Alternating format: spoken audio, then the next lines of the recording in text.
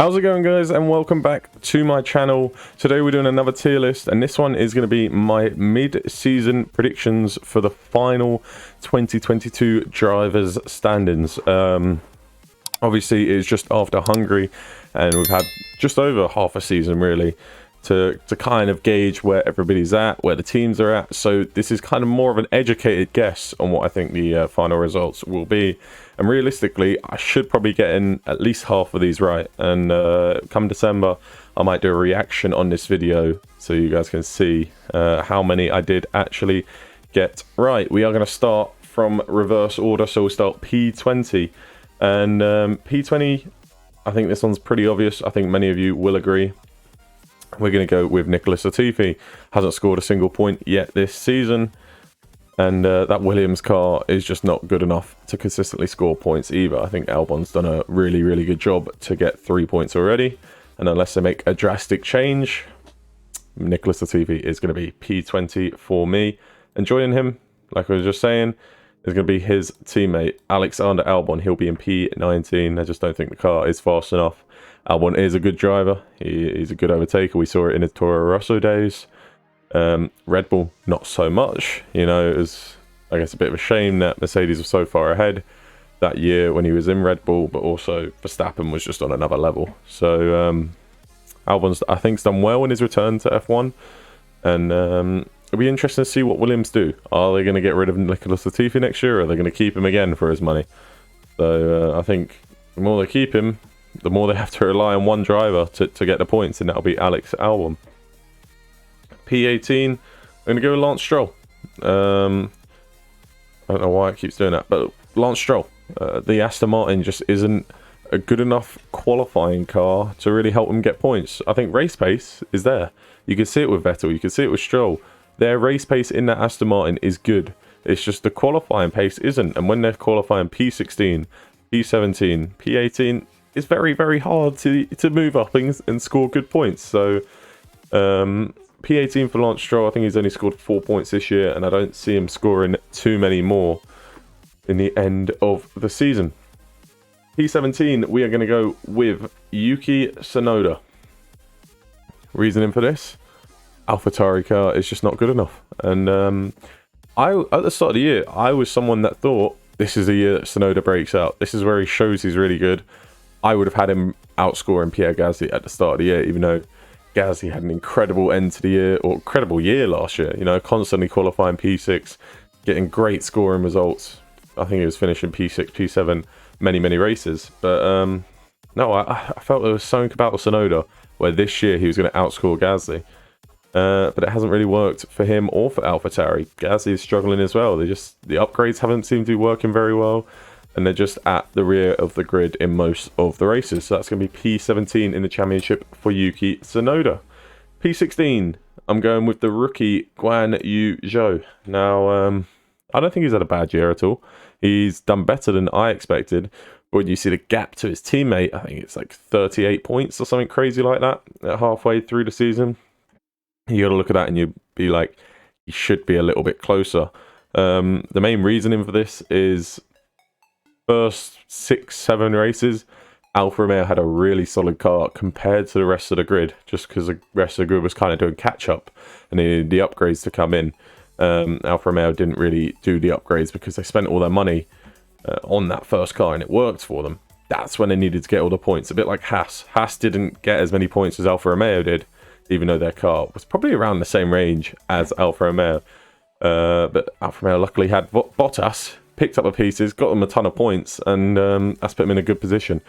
But I don't think they're going to get too many more towards the end of this season, so I'm putting Guan Yujo P16. P15, I'm going to go with his teammate, or Yuki Tsunoda's teammate, Pierre Gasly. There we go, P15 for Pierre Gasly. Reasoning for this?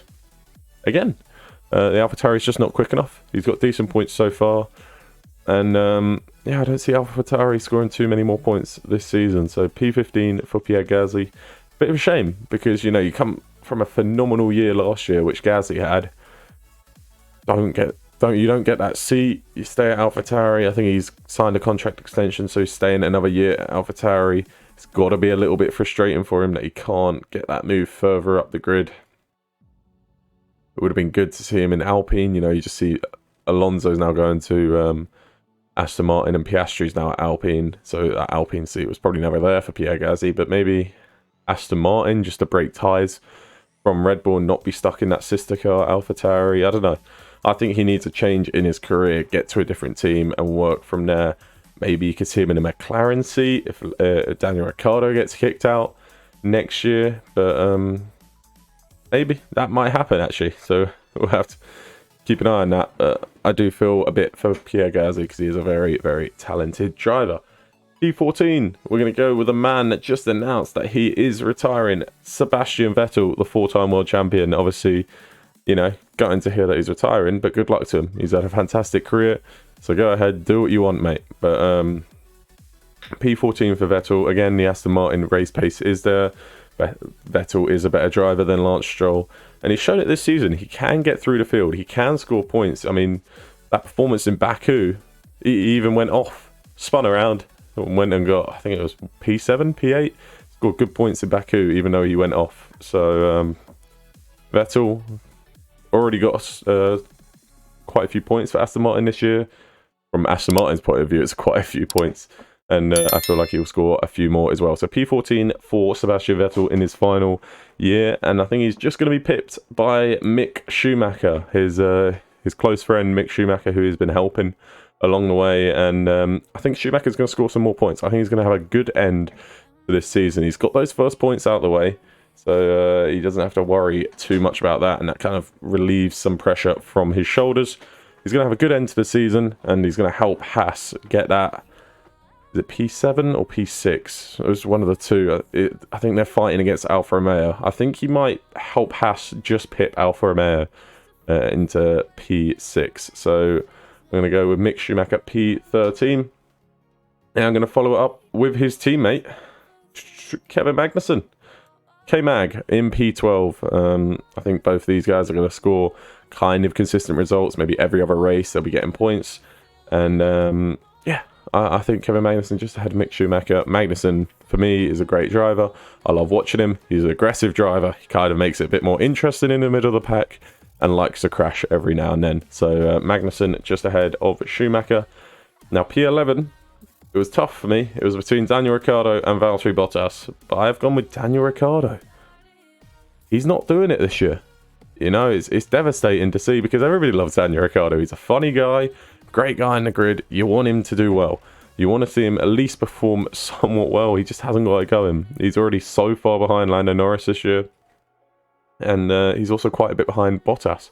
I think it's 20-something points, 24 points behind Bottas. And I don't see him making that up in the last few races. He needs to score big points. He needs consistent 7th, 8th results just to catch up to Bottas. And I don't see him doing that on a consistent basis. I feel like he's going to finish outside the top 10 quite a few times. Do I think he'll be in McLaren next year? Yes. I think they'll give him one more year and then they'll show the door to him. And that might be all we see of Daniel Ricciardo. He should stay in F1. He's a fantastic driver. I think it's 8-time race winner now. I really hope he has a great end to the season. But unfortunately, I don't see that happening. P10, that means that Valtteri Bottas gets into the top 10 in that Alfa Romeo. He's shown this year that he still is a fantastic driver.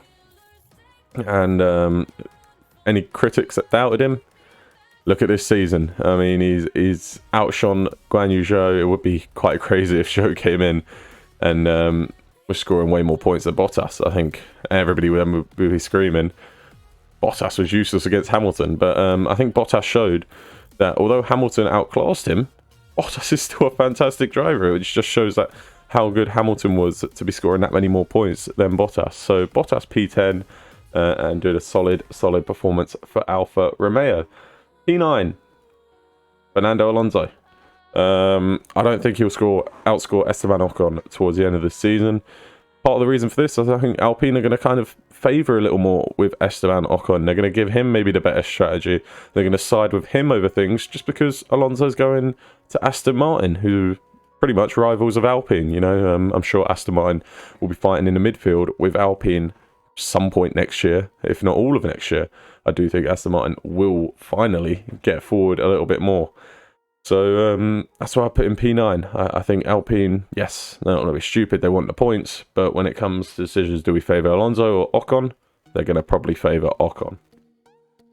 P8, Daniel Ricciardo's teammate, Lando Norris. He is a fabulous driver. He's done very, very well this year. And to outshine Ricciardo like he has done is not easy at all. You know, I think he's outperforming that car.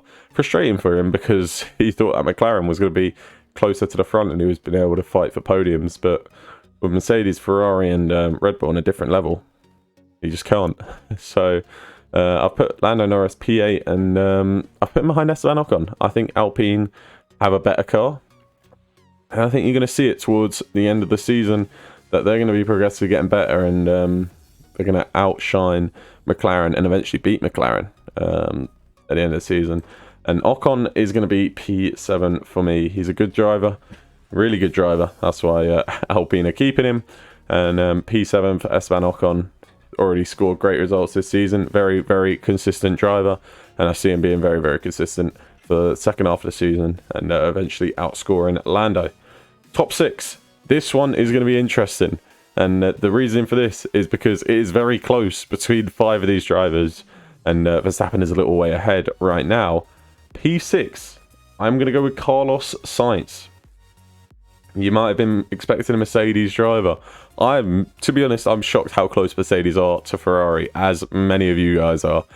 But I'm going to go with Carlos Sainz, just on the basis that Ferrari seem to be screwing up every race right now.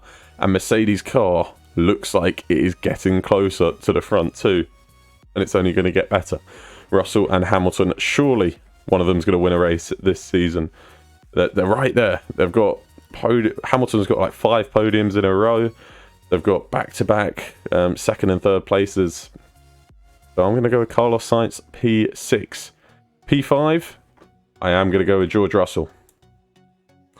He is a very, very consistent driver. I think compared to Hamilton, Hamilton is still one step ahead. The second half of the season, again, Hamilton's going to kick on.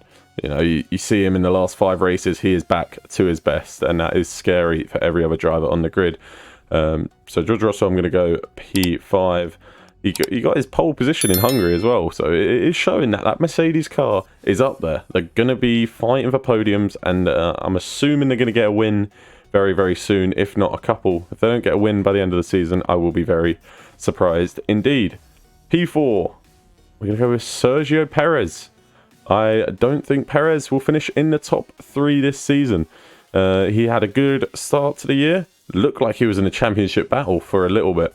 But then he's faded away in France, in Hungary. He's kind of struggled to get it going a little bit. And Austria as well.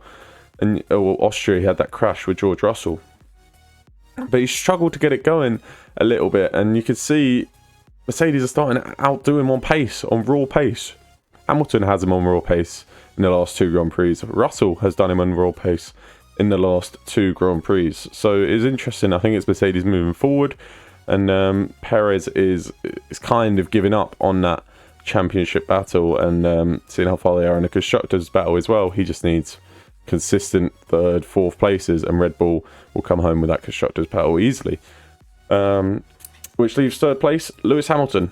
I believe he's going to get a win by the end of the year. It's not a bad bet. He's won in every year he's been in F1, I believe. So Hamilton, P3 for me. He's going to kick on. He's going to score a shed load of points, get a couple wins on the way, and I almost put him above Charles Leclerc. But that Ferrari car is too fast, I believe, to make that happen. And surely Ferrari aren't going to keep screwing Charles Leclerc over. And for that, Charles Leclerc, P2. I don't think he'll be close to Verstappen at the end of the year, unfortunately. I think it'll be a Verstappen runaway win, and he'll probably win a title with 2 to 3 races to go. So Verstappen, P1, Leclerc, P2, with Lewis Hamilton, P3. Those are going to be your top 3 for the end of the season. I will do a reaction to this in December, hopefully, to see how well I've done from these mid-season predictions. Go ahead, let me know in the comments down below what you think of these. Please give this video a like if you enjoyed it, and subscribe to the channel if you are new. I would really, really appreciate that. Anyway, I hope you guys have a great day, and I'll see you guys later. Peace.